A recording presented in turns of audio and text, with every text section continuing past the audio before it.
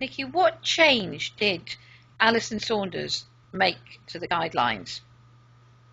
The change she wanted to make was that if you found a doctor who wasn't your doctor, or a nurse, or a prison officer, bizarrely, and you weren't in their care, then you would not be prosecuted for helping the person to die.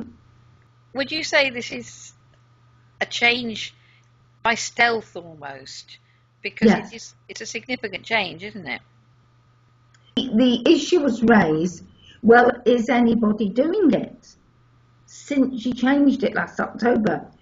And the scary answer came, we don't know. Mm-hmm. So what happened in court? The DPP and the Attorney General's lawyers were there. Paul Diamond was there for us, and there were two judges. And they started with our opposition, who were basically saying, this is all very silly and it shouldn't have happened. And I'm not a legal person, and I just thought this is going badly.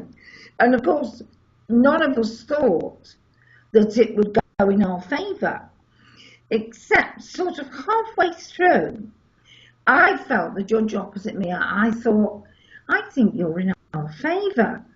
But lots of other people there that day said they thought the other one was. Anyway, so it got quite heated. So they said they were going to go out.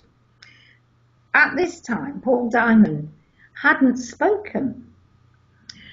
Paul Diamond is our lawyer. So they went out and they came back in, and we're all sitting thinking, well, that's the end of that. And they very clearly said that they thought that what had happened was troublesome, and therefore, the first thing they said, was, Mr. Diamond, you don't need to speak. And I thought, they're not even going to let us say anything. Wow. They said that because they felt that the case was quite vexatious, as our side had said, that they were going to allow the judicial review.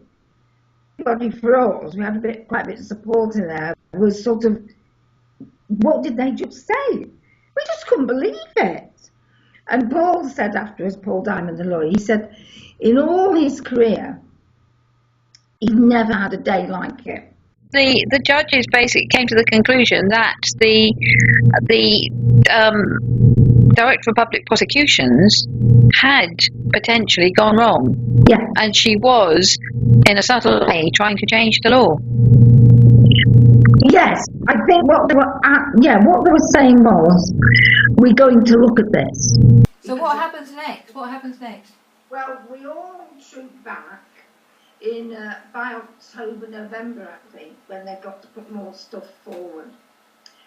And we've since discovered that the Humanist Society, they want to see all the papers and they want to make representation. I don't know if they will. This is the situation at the moment. And what is the Humanist Society take on all this? Always pro-euthanasia, really strongly, and really strongly backed by dignity in dying.